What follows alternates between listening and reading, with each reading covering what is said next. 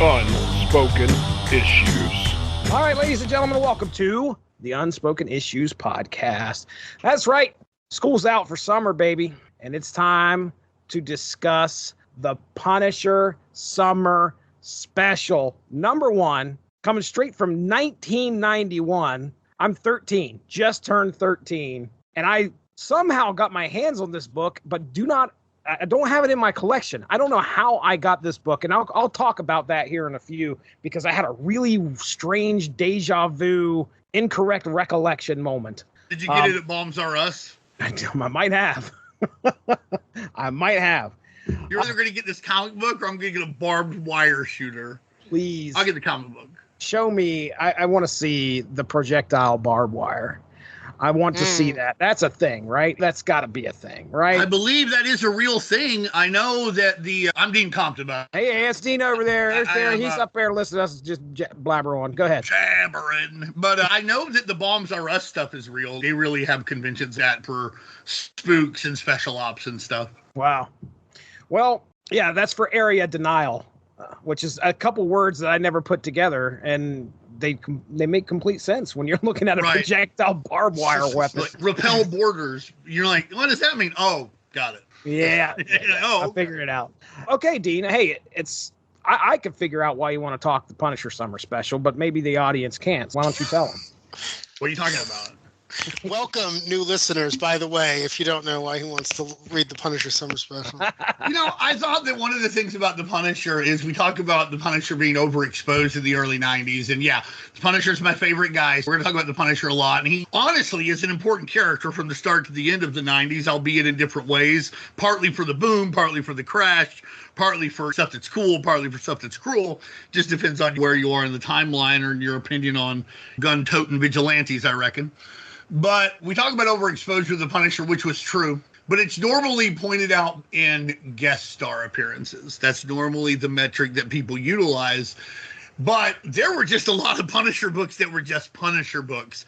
And here's one of them. They put out a Punisher Back to School special. I know they do at least 3 of them, maybe 4. This is summer special. Then they do Back to School specials. There's Christmas specials. There was just a lot of Punisher stuff going on at the time, and it's fun to kind of see the edges of it. And we're recording this in late May. It's baseball season. This is about the time it's going to hit the shelves. Summer, historically, a big time for comic book shops. And they had this one right there, right as the kids got out of school. Do you have $2.50 American?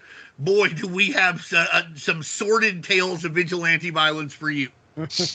Sure. I want to talk about, I had this comic. I bought it in 1993. At a Comic-Con, the comic book show in Little Rock. I bought this whole box of Punisher comics for $20. There was 50 Punisher comics in there, and like Semper Fi and a couple Sergeant Rocks. I don't fucking know. They were just in there, whatever. Yeah, Sergeant Rocks. An Enemy Ace. There was an Enemy Ace special. Love Enemy Ace. And I've probably read this comic 130 times. Probably It's interesting because it's a fun comic book, and it just reminds me of when I was getting into this stuff, and when I was, oh my gosh, a big box of Punisher comics, and I was entertained all winter. So I got this in late August. It was a little late for the summer special, but combine it with the old back to school special, and we're doing it. We're kind of over the next few, I guess, years, if this thing keeps going.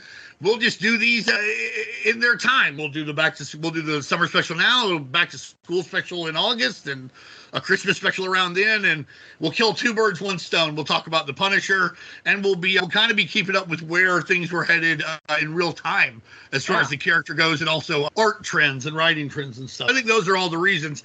Plus, Frank Castle's the best, and if you disagree, you're wrong, man. There's nobody better. Or if you agree, but for the wrong reasons. Then that's worse. Yeah. That's worse than disagreeing. Yeah. That's God in the Bible where he's, listen, come to me cold or come to me hot. Come to be lukewarm, I'll spit you out. That's the worst you can do. That's the worst. The worst thing you can do is Frank Castle for the wrong reasons, which we will talk about in regard to this, because some of this has not aged well at all. In fact, it has aged poorly. In fact, not only has it aged poorly, it was shit-ass bullshit at the time. Oh, yeah. Yeah. Well, Darry, we understand why it happened, but it was still shit-ass bullshit. Right. I can't wait to talk about that story either, because that's the main event. Yeah, that's it is. Shawn really. Michaels, Bret Hart of this motherfucker. Right. Right. Darry, it's 91. Man, I know this is before you're collecting comics. Is it before you're alive? It's definitely not before you're alive. No. I was around. I definitely would have gotten this, but I did not, unfortunately. I don't know why. But it's $2.50. That might. Yeah, that honestly might have been it. Listen, I'm not you gonna could have lie. gotten 2 comic books because a regular comic was $1.25 at the time. You could get 2 for 1, even though it probably was actually better page-wise to get this. But as a kid, you wouldn't think about that. Yeah, no ads too. So I don't know, but I got to be honest with you. If on the cover the Punisher is throwing a guy into another guy, if one of those guys had been Spider-Man, I definitely would have picked this up. Oh, yeah. But as they were just normal mobster Goombas, I think I probably passed on it. But I wasn't aware of this until Dean mentioned it, but I loved it. I finished it, and then I read it again. It took me back, and it was great. It was a good done in one, got your money's worth. I read my stack from this week, and this is probably the best one. I don't hear that. Speaking of the cover, does your version, this is the first time I've seen this. Maybe it's a little more common than I know, but there's eyes in the skull on his shirt. Yeah, I don't think that usually happens. I think it's just an artistic thing here. Yeah. Maybe because it's the summer special, and as the cover also lets you know, they're crazy from the heat. They are crazy from the heat. Crazy from the heat. It's hot out here. And I don't think... I remember when I lived in Philadelphia, the summer we were there, because we left in early September of 2019. I lived in a townhouse in Port Richmond, and people got fucking nutty during the summer. This one dude just painted his face with paint, house paint, and just sat on his steps and drank Bud Dry until he passed out. Or Bud Ice until he passed out. What? And he was one of my favorite neighbors. Wow. Other people, these people down the road, all of a sudden they start having dirt bike races. What the fuck is happening? People in the city go fucking nuts when it gets hot. Don't let them tell you different. I believe it. Our cover here really doesn't tie in too much in with the stories we're going to get, but it's the Punisher doing Punisher things. Yeah. He's going up against some evildoers, and he's getting the better of them. What more do you expect? Right. You're picking this book up. What do you want? You want Punisher doing Punisher things. And really, that's all you get in here. Dean, you talked about how you've read this over and over. Oh, yeah, easily 120 times, 150 times. It's honestly just the Punisher doing his thing. There's no other appearances from anybody, as far as I can tell, that's been well known either in the Marvel universe or the Punisher universe. Anybody that looks like they're big deals end up dying. I mean honestly, this has more of a Punisher Max or Epic feel, except for possibly the second story, in that it seems kind of a lot of grotesque things kind of happen, and it's very in your face violent. And some of the violence is visceral in a way that I don't know that it was in the monthly books at the time. Not 5 steps past, but maybe 3/4 or a step past what they were doing. Frank Castle would pretend to torture people in Punisher Warzone. And this one, he just shoots a guy with a barbed wire gun. Still code approved. The code, God bless them. I don't know what the fuck they did at this time. But to be fair, the code in 1991, 92 was kind of running on fumes. Well, that's what that was what I was getting at. I don't even know what that would mean in 91, but apparently this was still okay for kids. Bombs Are Us, script by Pat Mills, Tony Skinner.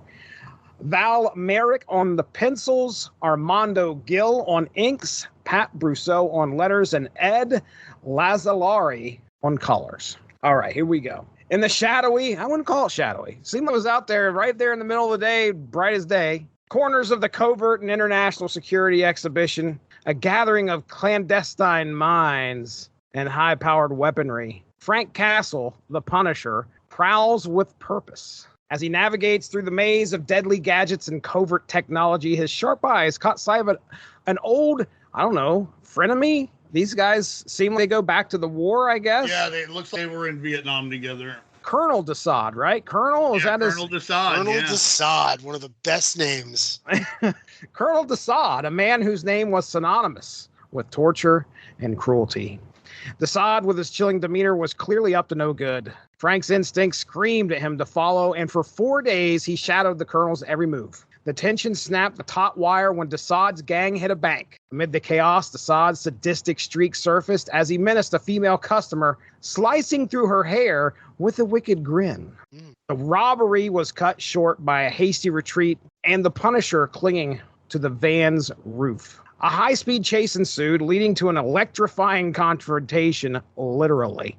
As Frank leaped from the van, a jolt of electrified water hit him. By the way, the van got electrified, and then the stream of water got electrified, knocking him to the ground. Desaad's men overwhelmed him with plastic bullets, not before he got a few good shots at himself, and then drag him into an alley. Bound in a straitjacket, Frank endures electric shocks from, which is, I think, a souped-up cattle prod. Looks like a cattle prod, yeah. Until he summons the strength to break free. In a whirlwind of violence, Frank turns the tables. Grabbing one of Desaad's own weapons, he unleashes a coiled, barbed wire that ensnares the sadistic colonel. Gas leaking ominously from the van, and with a final act, a defiant act, Frank allows the gas to ignite, walking away as Desaad's laughter turns into a death rattle amid the flames.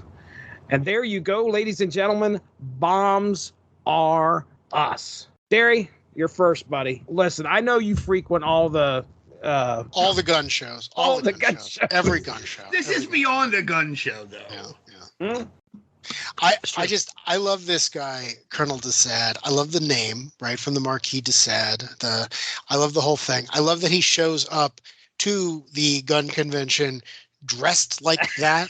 And for those of you who haven't read the issue, he is dressed in full 17th century dandy. He's even got his cigarette in a holder. He's a complete cartoon. It's lovely. He's walking around getting the most messed up stuff you could possibly buy, all the guns, all the cool stuff. And then later on, we see what his grand plan is, and it's just to rob a bank, the most generic bank in the worst part of town. There's no highfalutin ideas. He's not blowing up an embassy or anything like that. He still dressed as a dandy, complete with the ruffled neck, goes in, does a bunch of stuff, and then Frank just takes him out in the most generic way possible. And I love it because, again, Punisher is one of the characters that you could drop into almost any situation. He can go up against the most ridiculous people, and as long as it's okay morally to shoot them, you are going to be entertained. And I was entertained reading this thing.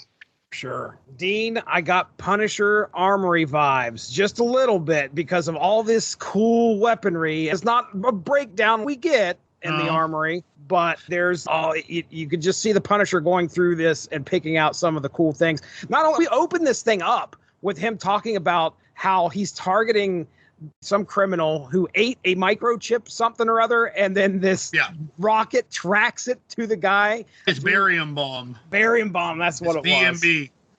It was good stuff. Yeah, you don't have to be a sharpshooter. He's gonna find the target thing. Yeah. Yeah, I like the grenade launcher he picks up. I wish I could have one. Mm-hmm. It's cool as hell. If I had that grenade launcher, I'd just have it. I really wouldn't do much of anything with it.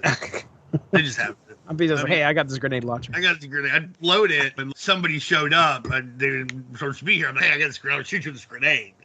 You understand, they'll be like, oh, fuck, what the fuck is that grenade? I'm like, yeah, I'm not messing around. I get out of my house. Like, oh my God, I'm leaving immediately. I was like, you're probably leaving this county. Get the hell out. He's on a grenade launcher. It's like all of those pictures of the Punisher, like shooting the bazooka through a window that he's hanging on to. What's your plan here? Doesn't matter. I'm going to figure this out later.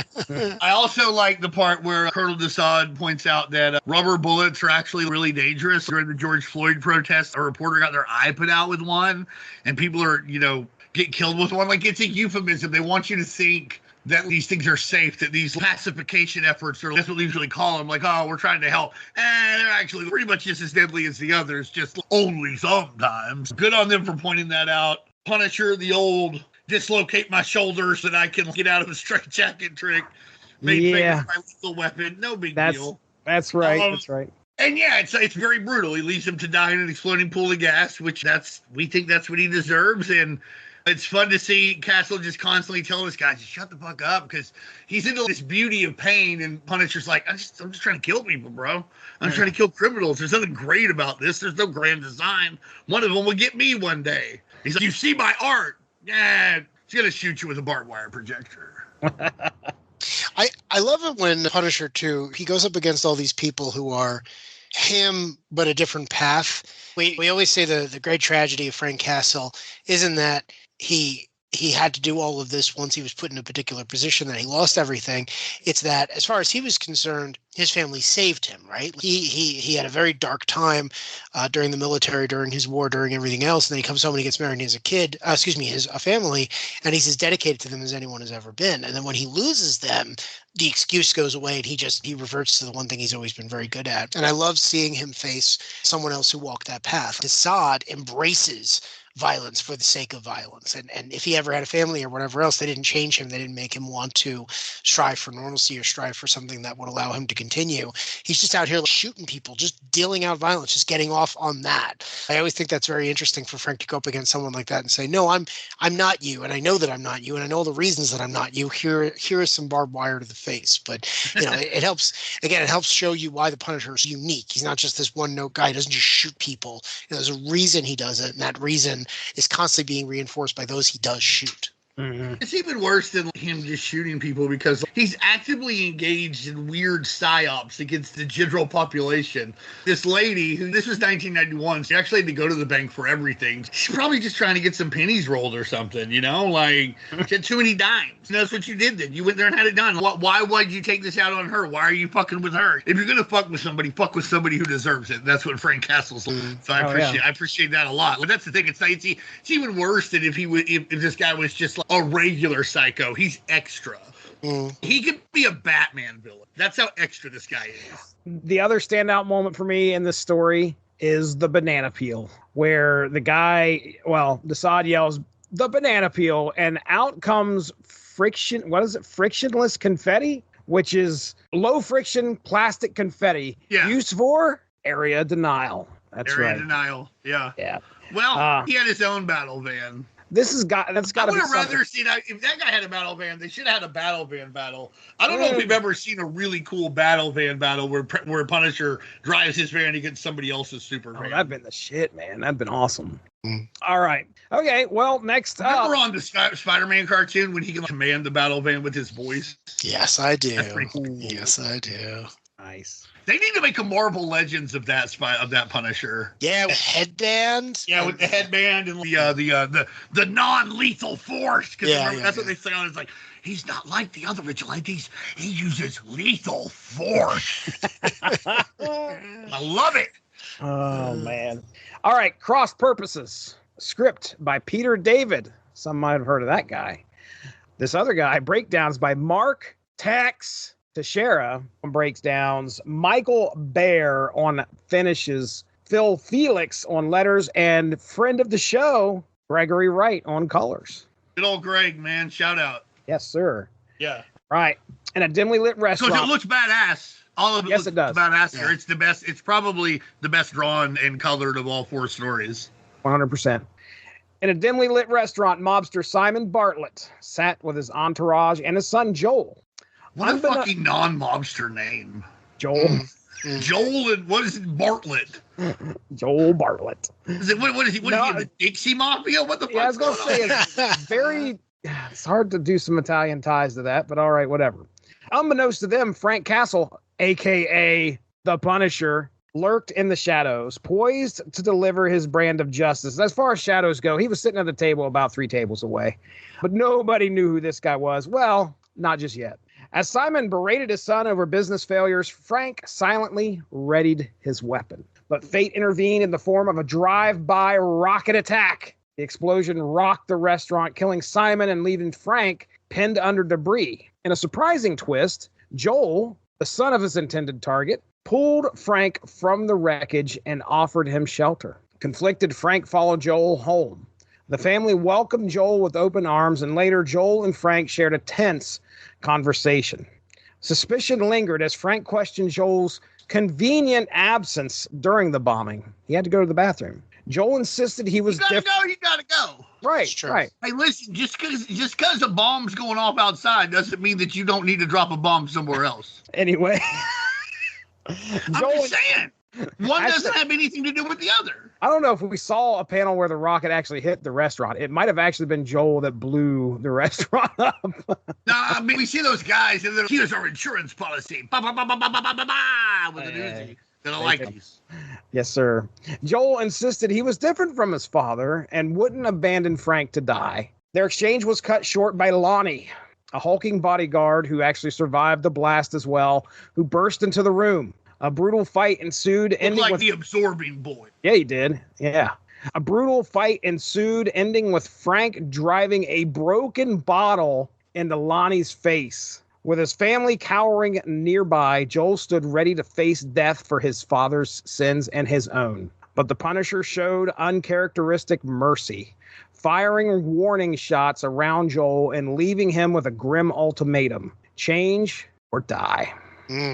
There you go. That is Crossed Purposes, which, by the way, the inside, well, I shouldn't say it's the inside cover, where they break down all the stories and the creative teams for each one.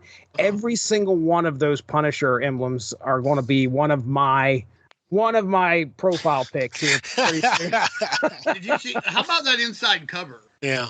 Oh, the inside cover. Yeah, I actually took this off so that I could hang it up. Because the inside cover is this glowing Punisher skull. It's on black, and then it's like there's like searchlight, spotlight, super laser close encounters of the third kind shit coming out of it. Yeah, as far as special, and they put the word special in the title of this book, it actually means something. There's a lot of things that are sticking out, especially we were talking about on the cover, the inside cover. I already talked about how I want to make pogs out of these Punisher emblems. Yeah, I'm actually going to buy some Punisher pogs soon. Watch out. Oh, yeah, I think not having ads is also a pretty big deal. It's pretty straight. That makes it feel more special as well. Right. I know sometimes when we read these, especially if we're not reading them physically or we're reading them reprinted, there's no ads. But you compare this to 2 comic books that you've got 2 regular issue Punisher issues. It also feels like, because there's no ads, it feels like you get more bang for your buck. And since there's 4 stories that come to definitive conclusions with super cool deaths and stuff, except for one, which is a super cool non-death, but it has a really cool death as well. It does feel like, they really brought it here in a way that a lot of times specials don't feel. When they feel like, hey, man, here's some inventory stories. Enjoy. Yeah. right. Well, Dean, I'll go ahead and throw it to you first. Anything specific about cross purposes here? This is one of those great Punisher stories where one of the coolest things about Frank Castle is there's still a little hint of humanity in there when he admires a good plan that a bad guy comes up with, or fights side by side with an enemy because there's a bigger fish, or deals with Spider-Man or whatever. For Daredevil, he's like, I can't really shoot these guys. This one shows that little spark of humanity where he's like, well, listen, this guy did just save my life. Now, sometimes it's cool when somebody saves the Punisher's life and he just stabs him in the throat immediately. But I think from Enos on, we've gone too far in that direction. There's a really cool part to the Punisher where he, it's not necessarily where he remembers what it's like to be human, but he remembers that maybe some of these people that he shoots are human. Mm-hmm. And if this guy is going to do a human thing, maybe he should do a human thing back. And I feel like we lost a little of that with the Punisher over the last 20 some odd years. It's great to see it here where he's like, yeah, I will judge you, and the sentence is death, but I'll suspend it. It's not like he said he wouldn't kill you. It's like, that's right. Suspend it. A suspended sentence. You get in trouble, we can throw this back on you at any time. And I believe that I don't think we ever see this guy again. I think he did get more involved in the legitimate businesses he was probably already a part of. And he divested himself of any unscrupulous behavior. I think he's tired of the life. And one of the only ways to get out also would be like, hey, you know what happened? Yeah, he got out, blah, blah, blah. Well, let's go ice him for this. He's the Punisher's friend, right? The Punisher showed up and didn't kill him, right? Yeah. I think we'll just let this guy be. I think that was also part of his plan, was it's not bad to be associated with the Punisher. It's later on when the Punisher in John Ostrander's run where he makes him the mob boss and he goes to the meeting with the families and they're getting mad. And Tombstone's, I think this may mean a war. And he's like, Punisher's just like, you want to sit across the table and talk to me, Frank Castle, about a war? And he's like, maybe not. I think that was also part of the plan. It's a really fun story with lots of really great action. It's the best drawn story of the whole thing. Gruesome death with the bottle, little gunplay, bada bing, bada bam. You're in and you're out. It's really funny. My one note about this is when I was reading this story, I immediately sent you guys a message because I stopped in the middle of this and swore to myself that this was done before. There is the a porn Lonnie rapid fight. memory joke. Yeah, Punisher, Lonnie busts in, and he's, I remember who you are now, because he started getting an idea of who it was at the restaurant. The restaurant blows up, and then we didn't realize Lonnie's still alive. He busts in, and he's, I remember you're the Punisher. Like, Phil Donahue? No. No, it's not Phil Donahue. I never forget a face. I got one of those, what do you call them, pornographic memories. I got to get one of those. Okay, now the point I'm bringing, the reason why I'm bringing this up is I do not own this book, but I remember this joke. And I remember reading it in school and I'm 13 years old. I think I'm in 8th grade, 7th grade, and I'm having a riotous time about the fact that this guy says pornographic memory. Stuck with me for 23 years. You know, how do I work this into a conversation so I can say this cool thing? 33 years later. Oh, I've actually done that. I'm sure Of course you have, Jesse. Of course you have.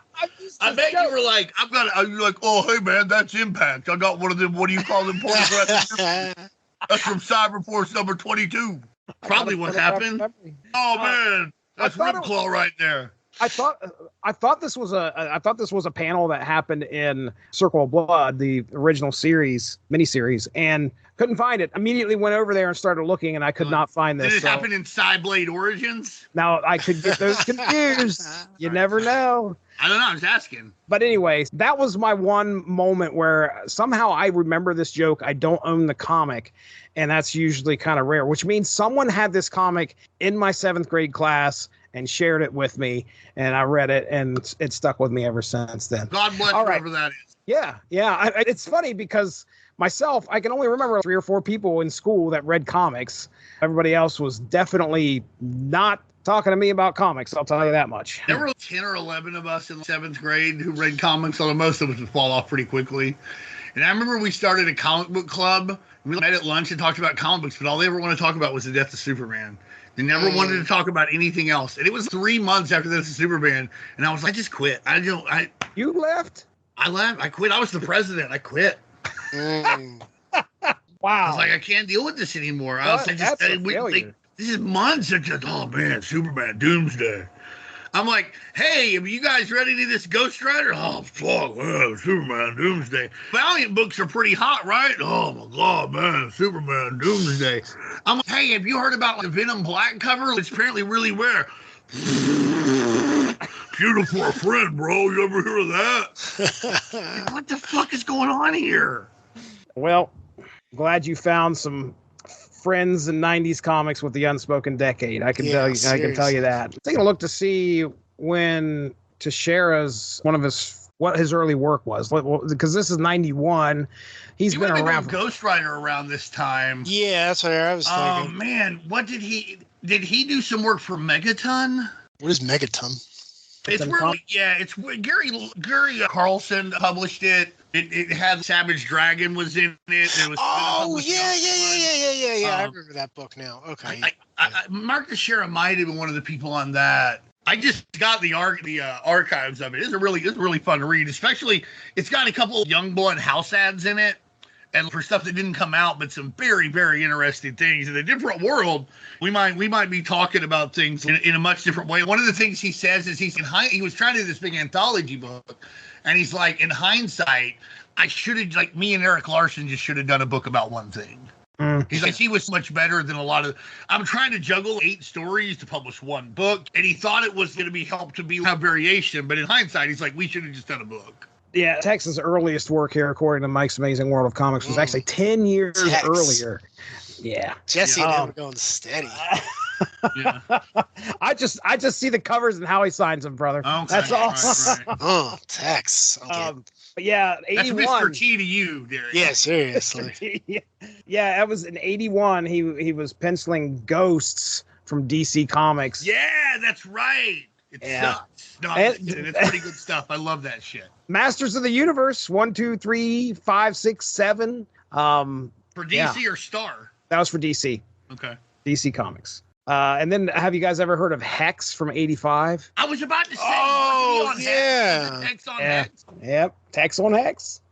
All right. Okay. Also, very interesting. There's a baseball player named Mark Teixeira. Yeah, And he yes. played first base for the Braves and the Yankees and the Texas Rangers. Switch hitter, pretty good player.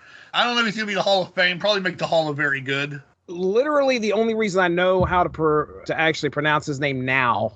Right, because because motherfucking I used to be Mark Texeria, or some bullshit like that. But Mark Teixeira. Okay, thank you. Yeah, I appreciate it. Thank you, ESPN. Thank you, Major League Baseball. Yes, sir. For one of millions of things. Appreciate you. My Royals are good right now. Let me get that in. Oh, that's good. That's good. Yeah, to hear. they're really good. They're really good right now.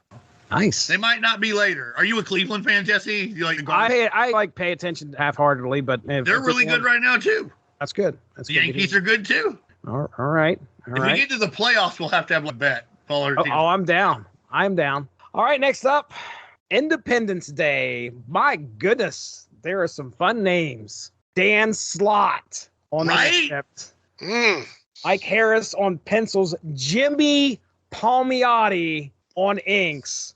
Bill Oakley on letters and Joe Rosas on colors. Dan Slott, soon to be of Ren and Stimpy fame.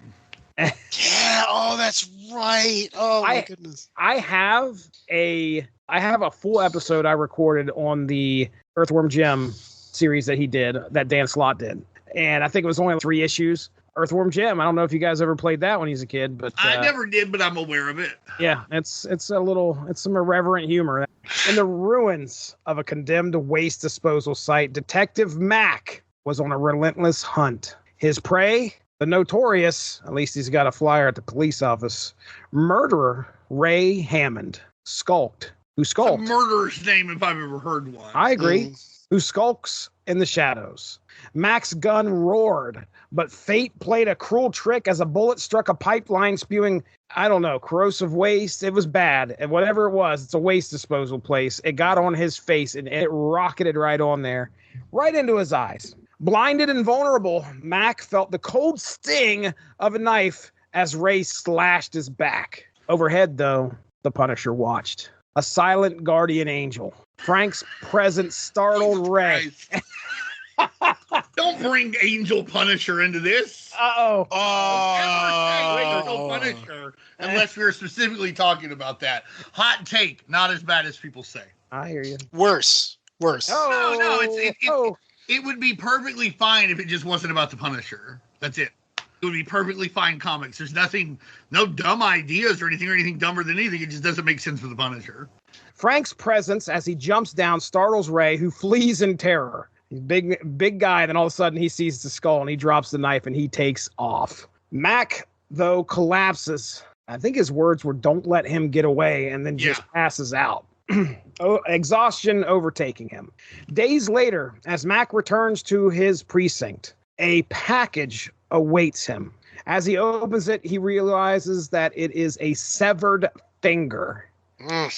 As he takes the finger over to the bulletin board to Ray's rap sheet, grabs the fingerprint ink, and sure enough, the match is there. The finger was Ray's. Justice, though delayed, had been delivered by a vigilante's unseen hand. There you go. There you go. I'm going to start things out here. Just say that this is my favorite story in this book. And I think a lot of it is because it's almost wordless. There's definitely a little bit of dialogue, but you can read this multiple times, and it kind of requires you to do that, because unless you're taking your time panel by panel and picking everything apart, the second look at this, I didn't realize that our police protagonist here is first panel at his desk. They're celebrating 4th of July.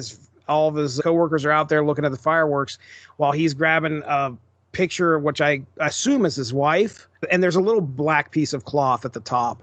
To me, that signifies that she died. She's passed, and I assume possibly Ray Hammond here. He's the one who killed her. Well, at one point, people in the background say it was his wife. Yeah. Oh, yeah. Yeah, it was his wife. It does say that there. Mac, what's with him? It was his wife. The one who was and then killed. That's awful. Yeah. Yeah. If you look at his rap sheet, if you read that rap sheet, murderer, rapist, armed robbery, it's all right there. Yeah, you're right. It is kind of stated. But again, he downloaded stuff off LimeWire too. That's on the back. That's actually why Frank killed him. It's pretty fucking crazy. Piracy doesn't pay people. You wouldn't download a Punisher, man. Anyway, I liked it. I do the coloring of this one. It kind of stands out. It's a little bit different from the rest. It seems like there's some choices there purposely made as to how things are coming across on the page and the coloring that was used.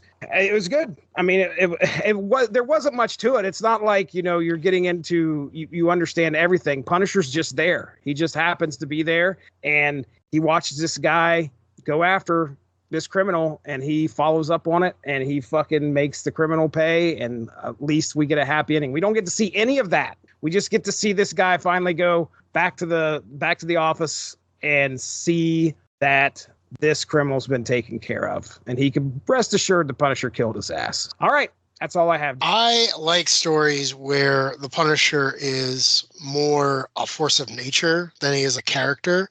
You mentioned before there's very little dialogue here, and I feel like that's difficult to get right. Because not only do you have to really rely on the artist, and the artist is very capable in this situation, but each panel's got to tell a story, and it has to be designed that way. And I love the way the Punisher is used here, because he's just... You see the skull, right? You see it. You know what's common. There's no other character this could possibly be. You know what that means. It's a very visceral reaction.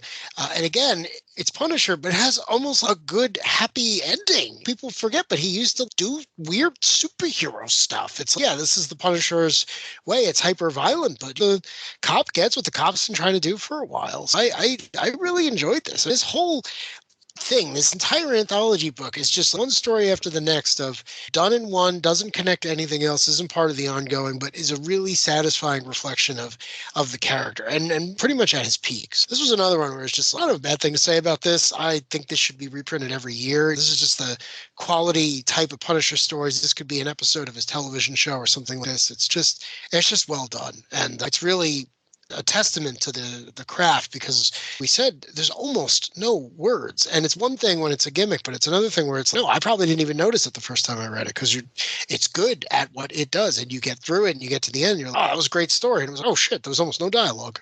Yeah All right, Dean. Well, it has a really incredible RoboCop feel. Ooh. You remember the part of RoboCop at the end where they're in the industrial place and the guy gets turned into liquid goo? It's almost like those guys are fighting there. It's got the great splash page where the Punisher jumps out. It's also cool how the Punisher tells him where the guy is, but lets him get first crack. He's like, I know what happened. Like, let's see, if you take him in or do whatever, you do whatever. But if you don't, I got your back, without saying anything. This is a really good story, but it's a really sad one too. Not only because he lost his wife, and this is obviously the basis for the story 7, but what's in the box? Oh shit! What's in the box? The finger. I was story 7. Oh shit! I should have known better. Dean's a raptor. He comes at you from the sides. You don't expect it. He doesn't confront you head on. He's gonna make you think. He's gonna build it up, and then bam, you're there. You're in the middle of it. You're speechless before you even know what happened. Clever girl. Clever. That's what he is in my phone, by the way. Whenever he texts me, it says, "This is clever girl, anarchist rant, clever girl, Punisher fan art, clever girl, what can I say? Hero Illustrated." This is a very, very sad story because this is the death of the guy with the knife at Madison Square. Oh, come on! You're not killing him here. You can't kill him. This was him. This is how he went out. He wasn't a great guy, but he had a lot of great adventures, and the Punisher killed him. And this is it. You see him with the knife. He doesn't have any problem with the cop. Oh. Ray Hammond, metal fan, Carnage lover, knife carrier. You're not going to be able to name everything. Just stop while you're in. R.I.P. R.I.P. This was it. He wasn't going to beat the Punisher. And in his honor, we will retire that joke. We will have a new joke soon. Oh, my goodness. All right. R.I.P. to the guy from Madison Square Garden with the knife. He died doing what he loved, having a knife. Not even using the knife, just having it. Just stabbed a little stabbing. He, as always, was ready to go. Ready to go. Rest in peace. I did not see that fucking happening tonight. I didn't see him die. I didn't see the death of the knife guy. Oh, it's but isn't it sideways? You don't see it coming. But isn't it perfect? Can't you see it now that, this was the guy with the knife? Just what does he do with the story? He has a knife. He looks haggardly and raggedly and scaggeredly.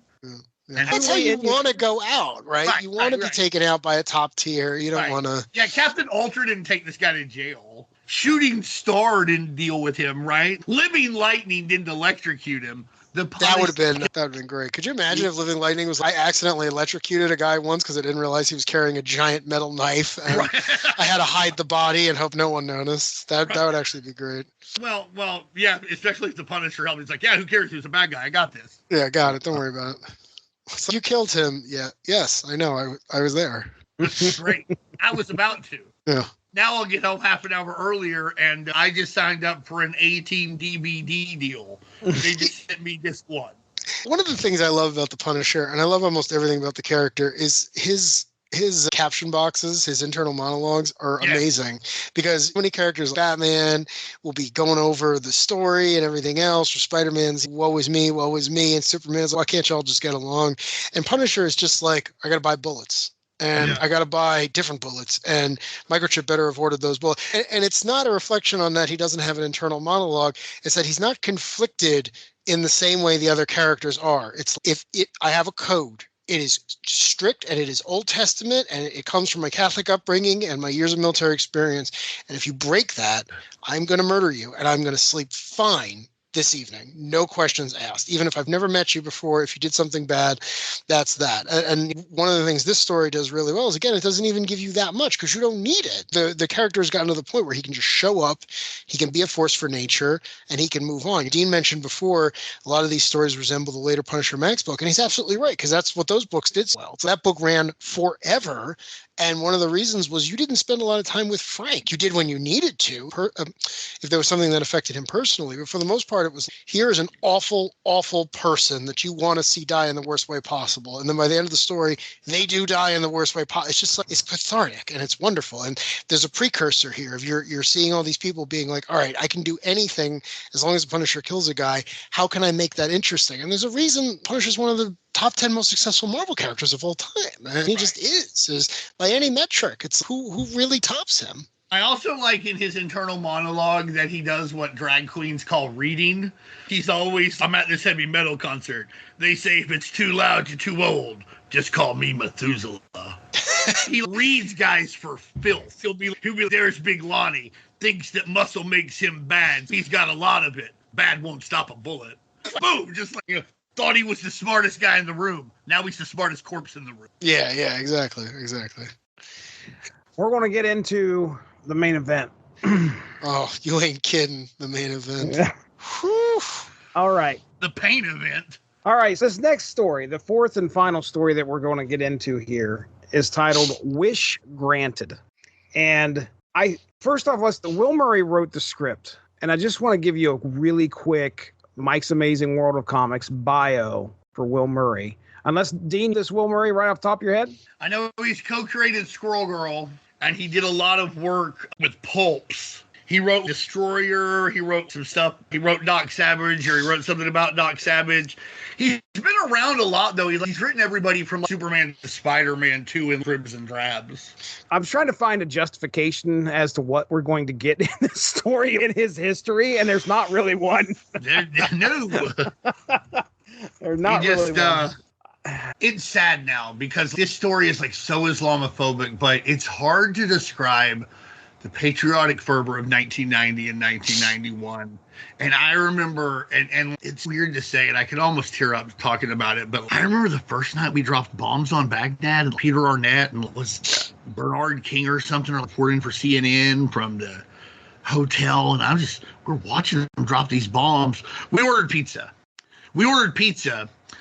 and watched the world's most advanced military, a coalition of dozens of countries, just blow the shit out of this city, right, dude, against a bunch of people who couldn't do anything. And then now later, I'm friends with people. I'm friends with a lady who was there. She was my age, and she was there, and she remembers watching the ground disappear in front of her, and somebody grabbed her because they were shooting it with a big Gatling gun. And it's just weird to think that my friend almost got blown away in a war over nothing. Absolutely nothing.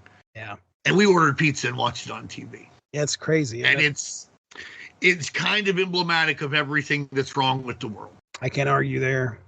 And when you talk about the warped sense of patriotism, we leaned right into that, just kind of exactly what you're talking about there. When you look at this story and where it's listing our creative team, what do you see? A fucking Punisher skull. It's not just black and white anymore. It's the American flag. Yep. And I've seen that shit on trucks of people that I don't fucking like very well. Yeah, go ahead. Absolutely. Now it's very much a Nazi emblem now. And at the time, though, it was everywhere. I had a shirt with an American flag. We collected Desert Storm cards. Hulk Hogan beat Sergeant Slaughter, Iraqi sympathizer. This was all just seemed like a big fucking game to us at the time. I'm in 5th grade. It's funny. I punished myself for it. But I should have known better. Yeah, you should have been more socio-politically aware when you were fucking 11 years old, you piece of shit. Why the fuck weren't you reading Noam Chomsky already, asshole? What the fuck? What was I going to do about it? But it really puts things into perspective, what privilege really is. And how things would work out. And you're either going to be a part of the problem or you're going to be a part of the solution. And sometimes you can't help but be part of the problem because you don't know any better, or that's just what's going on. But you can always find a problem to help be a part of the solution with. And that's what I do now. And it's weird. It's weird to think about it. This stuff, obviously, if I showed it to my friend, she would just get upset. But it hits me different knowing several people who were there, and also knowing some veterans who fought in both Gulf Wars, who are very vehemently anti-war now. You're like, this ain't it. This ain't it, folks. Right. And I'm already on a soapbox, and you ain't even started the shower. I mean, I need to get off this right now. This synopsis. Sorry about that. No, you're fine, man. It's either going to get stated now or it's going to get stated later, I think, because it's one of the things we're going to have to address. All right, wish granted. Will Murray on script, Rodney Ramos on art, Pat Brousseau on letters, Santiago Oliveras on colors. All right. In the wake of a devastating bombing in Bombadad, a trio... I wonder what that's a cipher for. I have no idea. Yeah. Buenos Aires? I think it's France. Right. I think it's Narnia. Yeah. That's what you're supposed to do, right? If you want to write a story about a real world event, you set it in Narnia, right? That's how you get these things to be timeless, regardless of what your politics are. Your politics are conservative, your politics are progressive, whatever they are. You're supposed to. That's why we still read Starship Troopers today, because it's not I bombed Russia. It's I bombed a bunch of bugs. Let's have that conversation. Let's talk about why that was or was not okay. Yeah. But that's what we used to use speculative fiction for. This is a throwaway story, but it's not. This one would not be reprinted today. I believe that. Oh, no.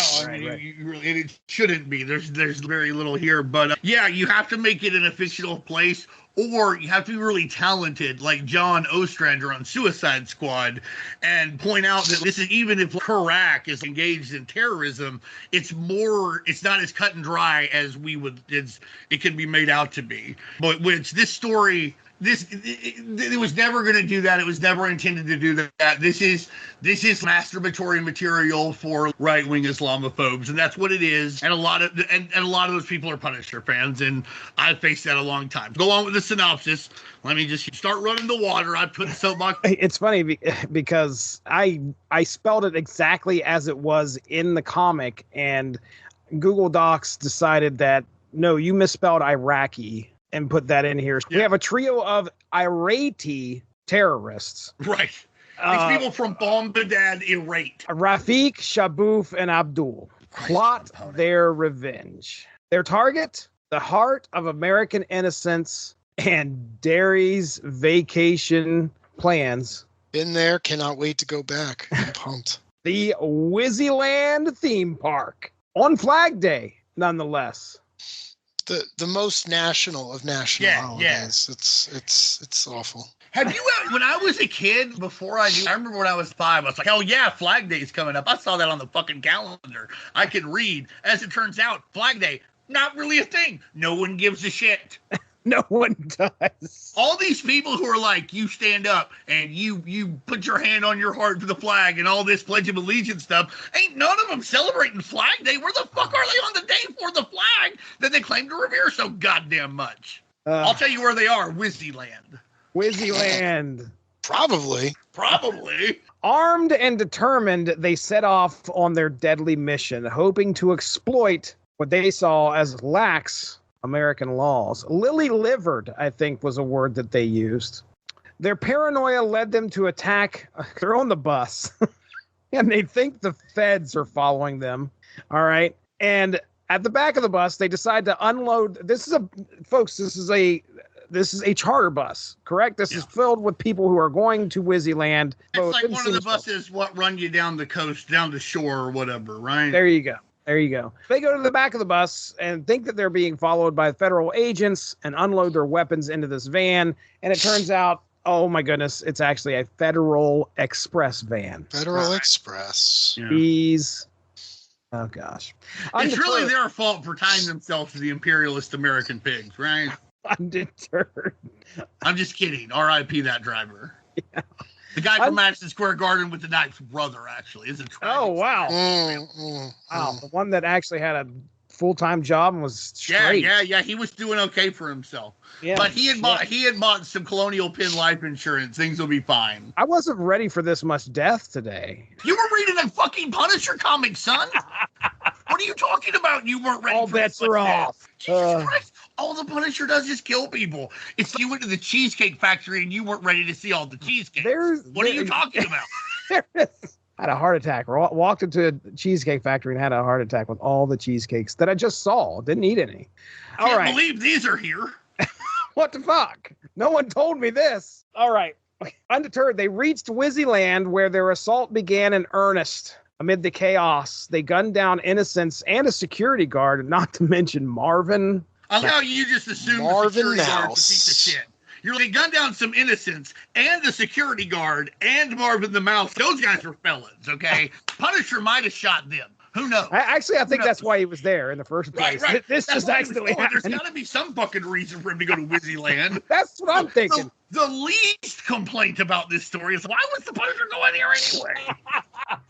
Like, this is just, I want to know the actual story. Okay, this accidentally, he wasn't expecting this. I don't think he was. Maybe he was. Maybe he's been tailing these guys for a while and he's, okay, well, I'm just going to get ahead of them. They'll never expect me.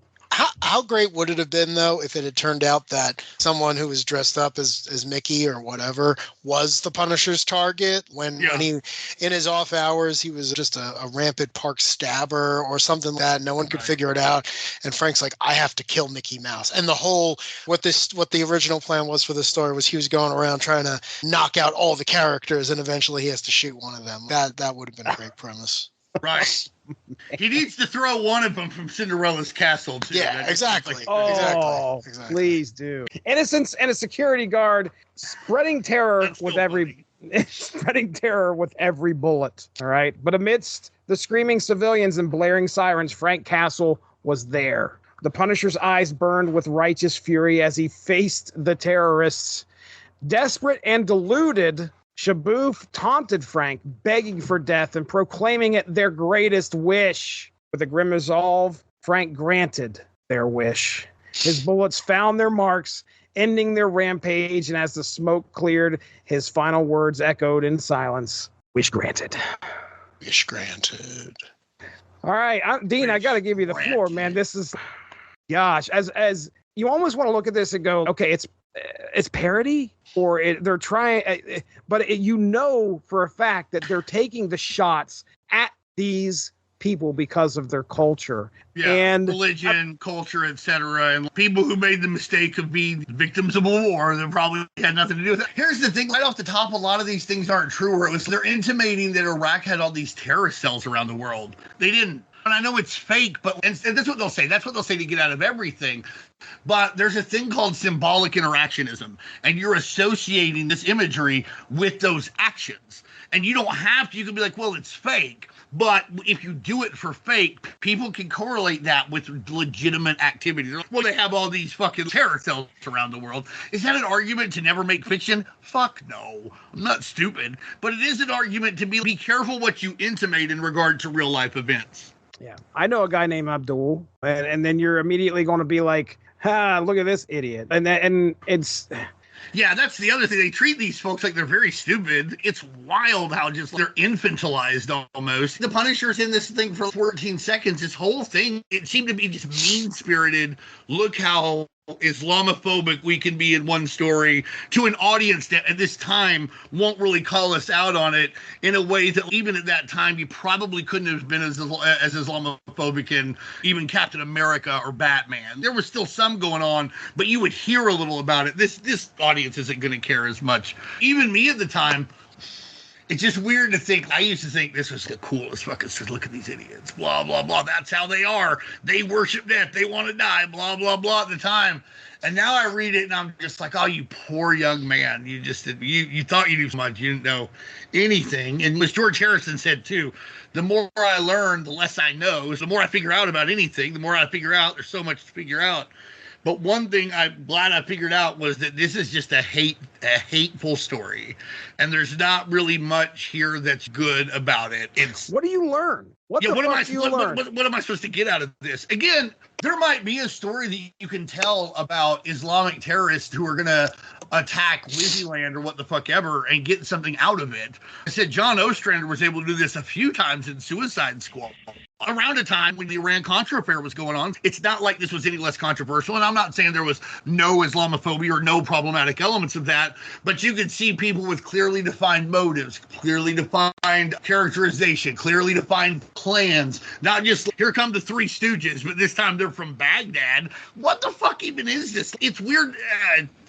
It's incredibly off-putting in every way, and it's funny. It's weird to read it now and think about who I was then and who I am now, and all the points I've been in between, and just ponder about that. I think I'm a much better person now, and I don't take as much. I said I used to take a great deal of pleasure in this story, and now I read it with more than a hint of revulsion. Mm. And you can trace a line from the incredibly anti-Japanese propaganda to this, because a lot of those things are very similar. Would be, oh, we are just here to be very respectful, sir. And then actually they're going to stab you with a dragon knife or something as racist as they could possibly come up with. Very, very caricature. That's that's exactly what I got from this. Now, and then, Frank is at Wissyland and he just happens upon these guys. Kills them. Do you think that he found a bunch of his dead kids as tickets and he's like, well, these are going to go to waste. I better go turn these in and get a race in a remote control car or stuffed animal. Hey, Frank's my favorite. I can say it. Punisher's Darry, just drive up there and give him some flowers or something. He needs to get out of bed. All right, Darry, I'm turning it over to you. I'm sorry. I gotta be honest with you. I didn't get anything out of this story. I'm sorry. It's rough. It felt it was trying to be the type of thing you'd read in Mad, but it wasn't as good as what you would read in Mad, because Mad would have been funny and it would have been spending just as much time making fun of the people making fun of this. This was just, I don't know what this was. I can't believe it saw print even back then. It's not the worst thing ever made, but it's just, there's nothing there. It's not particularly funny. It's not particularly engaging. It's very cartoonish, and it's just really, oh, look how good you can feel about yourself because these three straw men are dumb and they misunderstand all these things and everything else. And then they get shot. It wasn't great. It really wasn't. It was a poor way to end an otherwise great anthology. Yeah, and that's part of the thing, too, is just be smart. And these guys, I know research was tougher then, but it wasn't impossible. Be smart. If you're going to write about this stuff, a year from now, the predecessor of Al-Qaeda is going to set off a bomb in the World Trade Center for the first time. In 2001, obviously 9/11 is going to happen and Al-Qaeda is going to do that. There were just Islamic terrorist groups that you could have just used that you didn't have to tie to Iraq who wasn't doing it. That's a deliberate choice to engage in propaganda. Deliberate. Yeah. And that's my thing with it is you're right, Darry. There's nothing here. And the art's not great. Nothing's great. It's not funny. Everything is just about punching a country that they're talking about. Oh my God, aren't you glad that this threat didn't happen? Bro, America and the other 40 nations beat these guys in 7 weeks with an incredibly small amount of casualties on the side of the coalition forces. I'm sorry for all the casualties that happened on both sides. No problem. But that's going to lead to a whole other thing where, because of our sanctions and our bombing of wastewater treatment plants during the Gulf War, 1 million Iraqi kids are going to die in the 1990s. And nobody's really going to care. And this is the start. This is the kind of thing you have to overcome to try and get people to start to care, because this propaganda ties that symbolism together. And there's just nothing here. This feels like you could have just put anyone in the Punisher's place and then slapped it in Soldier of Fortune. That's where it fucking belonged. This is right-wing, hardcore, paleo-conservative, masturbatory material. While you're reading it, get you a pizza, some McDonald's. Jesus Christ. That hurts. That hurts. But I was guilty of that. I try and, Look, dude. And listen, we're in the first world now. So we're all still guilty of it to an extent. But you try and be aware and try and help where you can. I was in 5th grade. I didn't know. I was just like, yeah, that was the thing. Raw. We're the good guys. Let's go do this. Right. You know, imagine that an 11-year-old didn't know better. You know, hard to conceive that an 11-year-old might not be able to parcel out an intensive wave of propaganda from the corporate media and the American government and my educational system. Weird how that one got me. I'll ask one more question and we'll get into the final thoughts of the book and we'll get out of here. Dean, off the top of your head, do you remember any other times where the Punisher got involved with Iraqis or the I want to say Mike Barron and like Punisher 50 and Empty Quarter. Around that time he got him involved in it. It's also incredibly distasteful to me at this point, but not quite, because he fights Saracen a lot, who's a little more well-rounded of a character. Yeah, there's other stuff around the same time. Empty Quarter being very notorious for it. I said, I think Punisher, the Punisher storyline that leads up to number 50 as well, where he's tied to the big gun. Oh, well, yeah. Hey, as far as this book goes, 4 stories, 3 out of 4. That ain't horrible. It's just that fourth one. It's tough, but it's not bad enough to make me tell people to avoid the book. But I wouldn't pay more than $1 for it. Yeah, that's fair. That is fair. If anything, you're going to have a good time reading the Punisher and seeing him blow some people away. Or just feel it ends after the silent story. Just put it down. Yeah, that's fine. Or if you really want to discuss something and you want to read it and show some people, okay, don't do this. Right. Feel free to do so. Yeah, that's a great point. If you got to justify buying the thing to yourself, it's a great example of what not to do, right? Sure.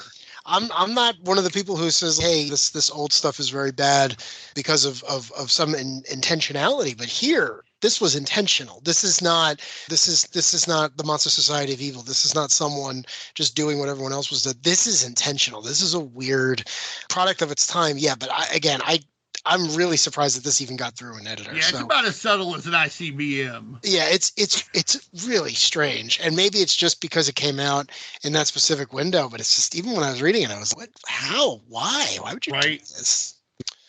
I had never read this before. I was excited when Dean mentioned another Punisher comic because the man knows all the good Punisher stories, and this one didn't disappoint.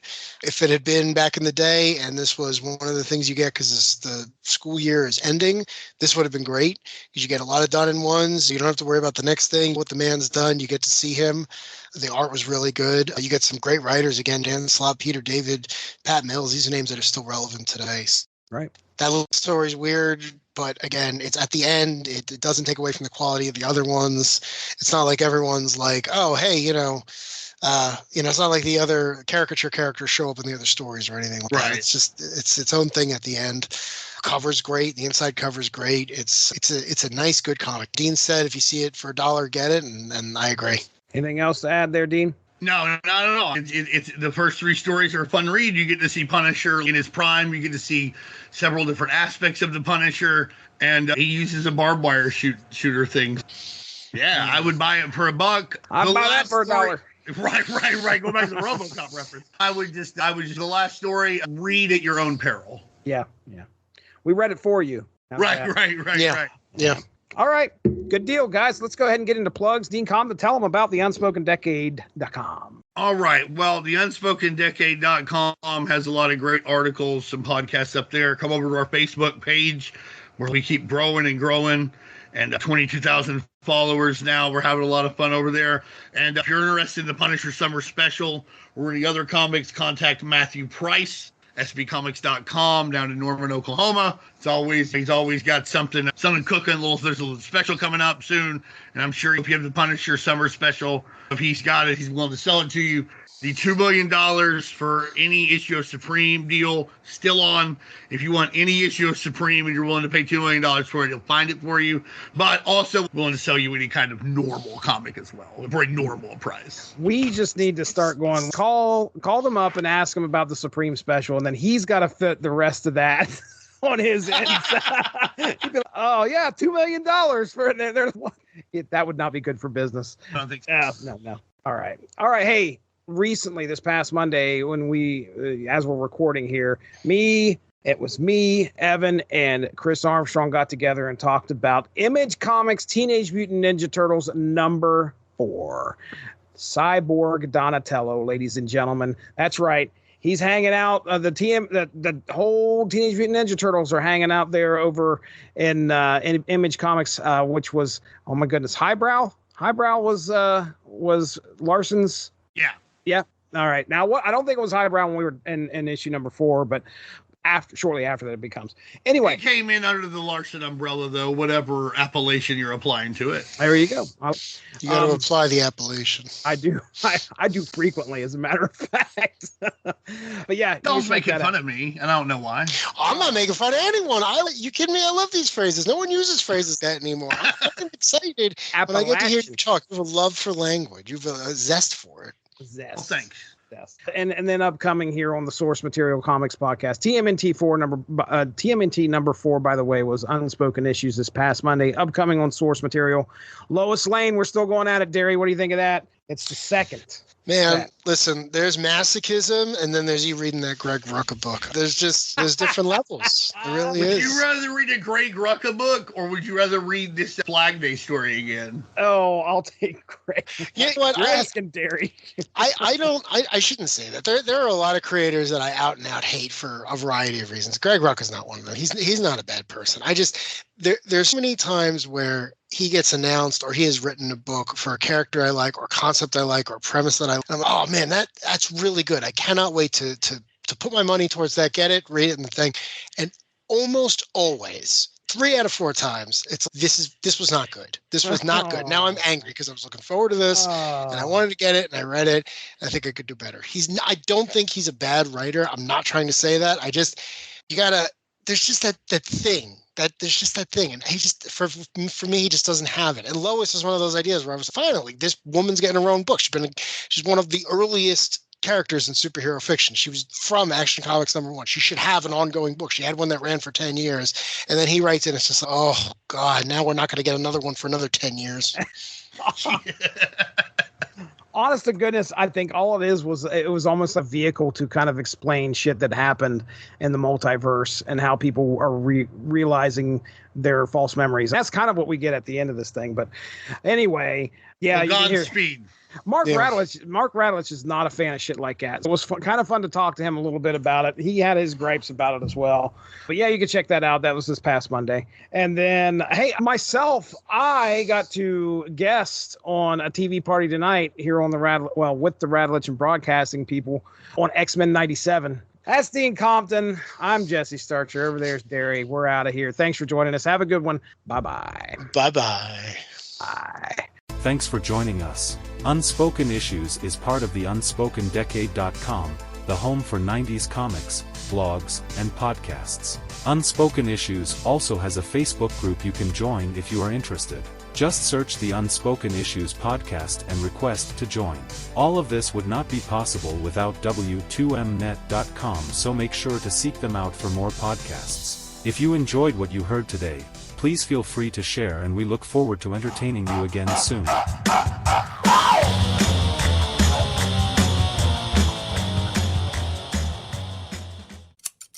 What got cut? It's funny because so many people think the code was a government thing, and when you look into the history of it, it's like, nah, man, it was just like 3 people. You paid a fee for all your, but it was the easiest money-making scheme of whoever was running it. And now people who are very much against censorship in all of its forms wear the logo ironically. It didn't accomplish any of its original goals other than shrinking the industry and scaring away all these great people. So, I don't know. I'm fascinated by that stuff. Yeah, the only good thing it really ever did was that is a really cool logo. No, Yeah. it's pretty cool. Oh, yeah. I have a bumper sticker of it. I have a shirt of it. Yeah, and I love going to cons now and seeing the most alternative or whatever the word is, but definitely however these people have chosen to live their life would be the antithesis of what Dr. Wortham, would have described as the perfect life, and they are covered in it, right? They got it. Right. They got patches. They got enamel pins. I saw one person one time had it as a tattoo, and I love that because it's you saw a cool logo. You have it ironically. You are subverting its original intent as like a tool of the state, and unlike many of those other things, you've done that successfully, right? Most people don't look at that and think of it as a weird piece of fascist propaganda. They look at it and they think, oh, cool, old comics used to have that for some reason. Right. With minority groups, it's called reclamation. Yeah, reclamation, exactly. Yeah, and again, I'm not comparing it to anything that was nothing that's serious, but it's a very similar feel. This is something that used to oppress people, and now it is something that unoppressed people utilize to show that that tool no longer has any power over them. But yeah, I'm not trying to say it's not the same as more serious minority issues. Reclamation, but that's probably the best term for it. But it's really good, and it's in the '90s when Todd McFarlane wanted him to Shatterstar to stab the Juggernaut. He said, "The code won't let you." Who's the code? Well, we're the code. Okay, well, let's do it. Well, we can't. Why not? Because of the code. Well, what's the code? Well, we make up the code. We'll change the code. It was all this weird shell game forever. And there's an argument that it was necessary because of the heat they were getting. I don't agree with the argument, but I do understand it and think it's sound. There are certain people who are like, there's no comic books if they don't do this. I don't think that's true. I don't think that's true. I don't think it's true either, but I do understand the argument. I just think I think you just took the path of least resistance. I think the problem is that, and I'm no expert, I'm no scholar, and I don't pretend to be.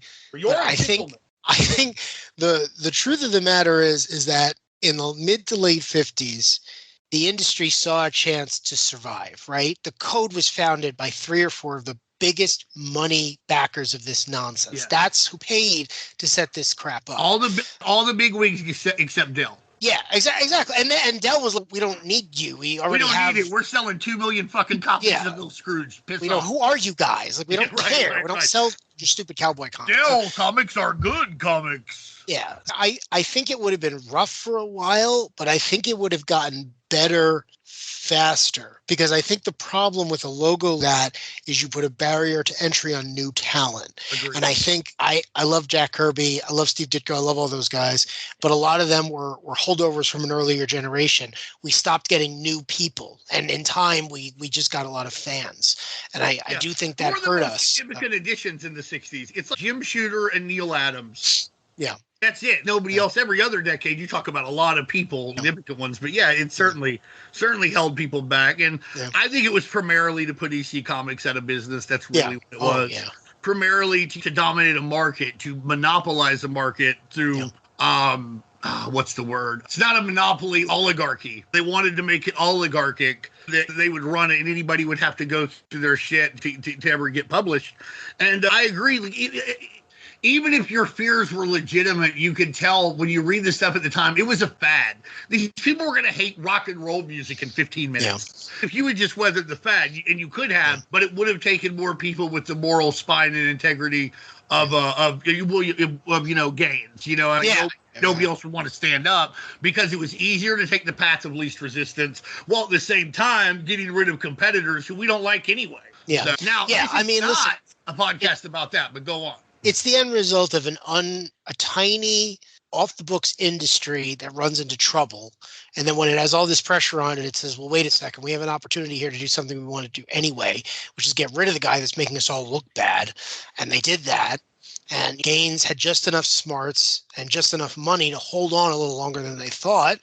And unfortunately, he shot himself in the foot. Really, at the end of the day, it's his testimony that makes everyone think, oh, wait, no, you might actually be a bad person. I don't want my kids reading comics made by you. You're a crazy person. Even though I think he's an American hero. You up there, speed it out, son. Yeah. So it's we could talk about this all day. People much more knowledgeable and well-researched have argued this point for many generations. But I do find it interesting that you get to the 90s and you have a code-approved comic where Punisher shoots a barbed wire gun at people. They couldn't put vampires in these things for years. Right, now I got the Punisher shooting barbed wire at people. They couldn't put black people in them for a while. The famous You EC couldn't in story. the 50s. That was the last Right. Yeah. Oh. And here you have somebody using a severed finger to identify someone. Yeah. Like, things just move on. At this point, the code is probably a toothless tiger, and it won't last 10 more years. Another I don't 10 think. years, I think it's right. done by, it doesn't 10 years, almost to the day. Yeah, because Ecstatics is around by 2000, 2001.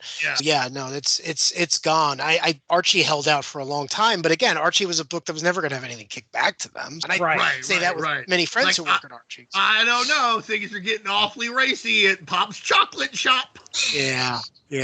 Well, times have changed. Now that they have a lot of books that wouldn't pass code. I saw today that Tom King, of all people, is gonna be writing for Archie. So hope you guys are ready. Have a particularly miserable Wednesday. Jesus. Can't wait for Archie's fucking Inception suicide story. That'll be good. Oh man. Yeah, I think I remember hearing Reggie is Dark Side, right? Reggie is. Yeah. One of the guys used to describe Tom King as the guy that, well, actually this applies to a lot of people that we probably talked about. Walks in and breaks the furniture, then leaves, and that's walks right out. Yeah, walks right out. Right. Doesn't offer to help you clean up. Doesn't offer to put the stuff in the garbage. Doesn't offer to buy you new furniture. Just breaks everything and goes, "Aren't you glad I showed up?" And then walks right out the back door. Doesn't even close the door behind him. Just leaves it open. I know somebody else like that. Yeah. Let me see. Hold on. I'm looking. I'm trying to find the only way I can remember this is I've got 3 tombstones with their names on them, and Dean standing by him with a shovel in my head. He's got a shovel. He's got him right there. There's Jason Aaron. There he is. Yeah, it's Jason Aaron. All right, let's get into Bombs R Us. Let's do it. All right. We'll use that as a bridge to Punisher. Hey, you should have read this before you wrote any Punisher. Oh shit! Here he goes. Except for the terrible one. Oh man. You could learn something from this. I hope if he ever comes on this show, and I'm going to ask him next time I see him, I hope he says, "No, I only read the last one. That was it. The other 3 didn't interest me." The other 3 I didn't read anything. He actually found a returned copy that just had everything else like this. Covers. He bought it for a nickel at a flea market. Yeah. That right there is Independence Day. Now, you guys want to try and help me why they titled this that? Because I'm thinking fireworks. There wasn't really much. I believe Independence Day. What's the name of the last story? The story is called Wish Granted. Wish Granted. Yeah. Why do they call? I guess he's free now. The last story takes place on Flag Day of all fucking days. I know, right? I got to be honest with you. Since the fireworks appear to just be effects that were added later, I just assumed that this was a story that someone wrote and they were like, "Hey, it's got to go in the summer special." And the original title was probably, I don't know, Dark Phantom or something. And the guy was, "Now it's called Independence Day and it is going in the summer special." Right. Fair enough. Yeah. I'm not trying to crap on the art, but the fireworks effects, they're the same effect over and over again. It definitely seems like it could have been added later on. Absolutely. After the fact, yeah. Yeah. This could have easily been. And then just be like, okay, it's got to be. I'm not faulting them. I would do that if I had a shot to write a Punisher story, and they were like, "Hey, it's got to have something to do with summer. It's going to be in this thing." I'd be like, "Okay, hold on. I got to make a couple of edits. You'll have it by end of day. Don't worry about that." I would center it around baseball. Well, that is a you thing to do. I'm not disputing. You're right. You go for whatever. What would you do, Jesse? You're going to write a Punisher story. It's going to be summer related. What's going to be your hook? Oh man, okay. Everybody's going to the pool, and I don't know. My God, I wish you sounded less excited about that. Everybody's going to the pool. I don't know. Well, I don't know, man. Summertime. Let's see. Back in the 90s, what was it? Literally, it was probably hanging out with your friends, going to the pool. So we got to tie that in here somehow. The Punisher's going to get involved. What I would love to do for a Punisher story set in the summer, I don't know if the timing would work, but I remember the Son of Sam in the New York area it was during a particularly hot summer, just a miserable experience for everyone. And it would be great if Frank was just sitting there, clad in black leather, thinking he's back in Nam and just being like, "All right, I'm taking this guy out, and just really deciding, like, I need to outthink a crazy person. I need to take him down. And just how bad do things get before the Punisher knocks out a serial killer? That'd be a pretty good one. But it's funny, too, because I watched a documentary about that, and the city in, I think it was 77, might have been 78, was just on edge. And then I think the blackout happened around the same time. Yeah. Mhm. And then, like, also as funny as this is going to sound, the Kansas City Royals came to town. And at the time, the Royals and the Yankees had this heated rivalry. They had met in 75 and 76 in the playoffs, and they'd gone 5 games. And the Yankees had won both the playoffs, one of them a walk-off home run. And these teams did not like each other, which the fans hated this team. They had to have extra securities that nobody would run on the fucking field and, like, knock George Brett. And it's wild to see this documentary, to hear all that mentioned, like, yeah, we were dealing with the blackout, and people were Son of Sam, and the Royals were coming. Like, what? like it's like Sesame Street. One of these things doesn't belong here. But then when you put it in perspective, it does, because all of that stuff could make this thing, which is usually heated but innocuous, it could push it over the edge. Explode. Right, dude. Here, now we've got 35,000 people on edge here, and they hate these 9 people that they can see right now. Go Royals. The Royals are coming. We can't stop them. The Royals are coming. Royals are coming. Can we just very quickly, because you said that, and I don't want to pass up this opportunity. You said he was the co-creator of Squirrel Girl.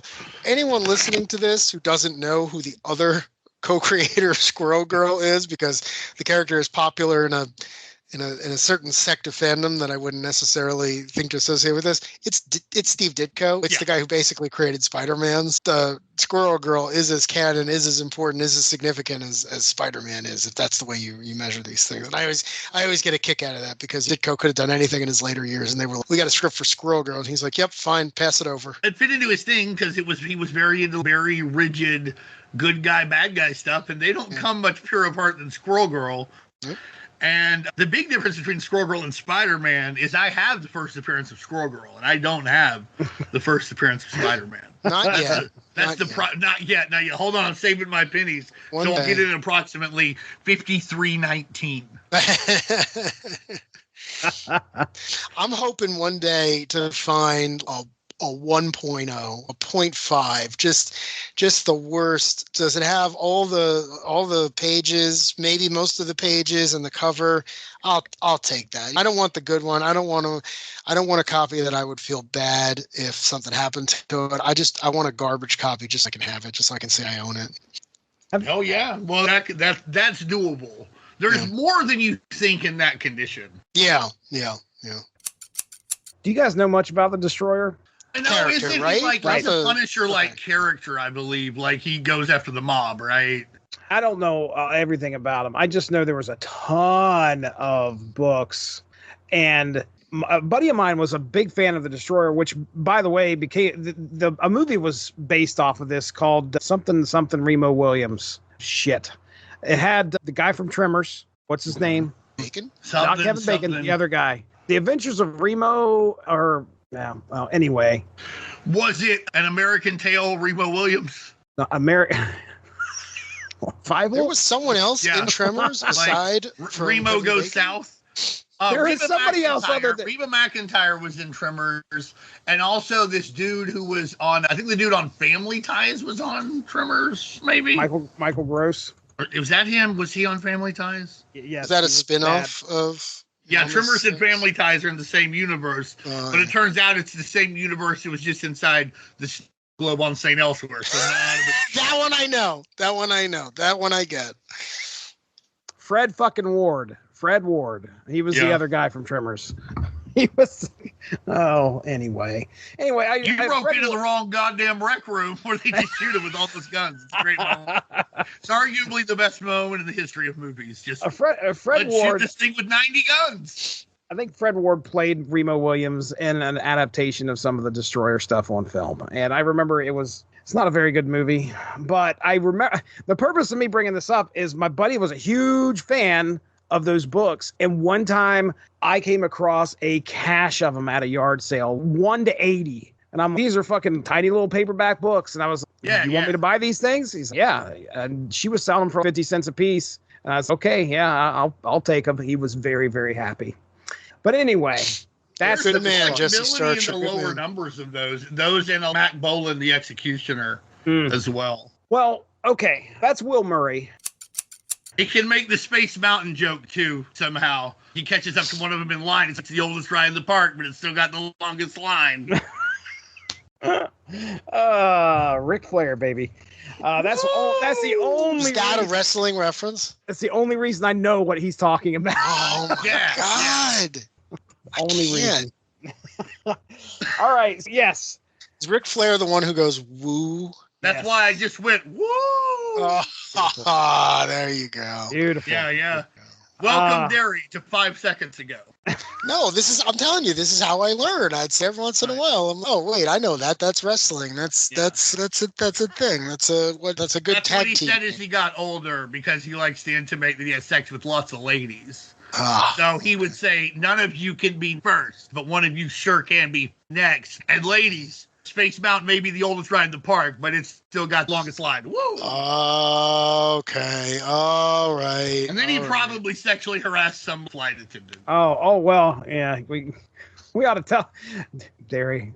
Too many stories to tell you, Darry. There was a flight, in fact, that Ric Flair was involved in some crazy shit that happened in the air. I think it's called something from hell. Plane They ride did from hell. Thank you. Dark Side of the Ring did something crazy on it. All right, Darry, stop interrupting me about wrestling references. Okay, here we go. Remember? Okay. Oh, yeah, I'm starting to see that a little bit. Yeah. The I big was just cannon. wondering. Yeah. I was just wondering if, I like, think there are some other things that's involved. I don't know of anything else off the top of my head, but I wouldn't deny it or be shocked. I love the Punisher, and I love Frank Castle. I think he's the best character ever in so many ways. But that comes with a lot of problems in a lot of ways, especially with the fan base, and especially with the part of the fan base that gets a lot of fan service and almost comes to dominate what people think of as the Punisher fan base. But there's a lot of us out there who are just like, that's not really me. I really like the Punisher for these other reasons. Not that I can engage in these kind of weird, boy, wouldn't it be great if somebody killed people of a different skin tone that I'm irrationally afraid of stories. And there's a lot of other reasons to love the Punisher. Right. Especially when he punches Spider-Man when Spider-Man's not looking. That's great. Yes. It's great when he punches Spider-Man. I do agree. Remember in his second appearance, he knocks Spider-Man down from behind, and Spider-Man's, oh, no, not you. He goes, that's right, Spider-Man, the Punisher. That's great shit. That's what we want. We don't want this stuff. I know. Well, I'm the first to remind people that the Punisher, this hyper popular character, has had multiple movies. It's his first appearance. He was trying to shoot Spider-Man with a sniper rifle because a man dressed like the Egyptian god of death told him to. These things have the simplest, most ridiculous origins, and they become something else. Fine, but never forget that was his first origin with one of the greatest covers of all time. But that was his first appearance. that's Well, right. one of the things that I point out when I talk, especially to Paul O'Connor, who does Longbox Graveyard, which is now mostly dormant, but there's still some great stuff over there to go look at it at longboxgraveyard.com. Marvel was very adept in the 70s at finding the permanent essence of temporary fads.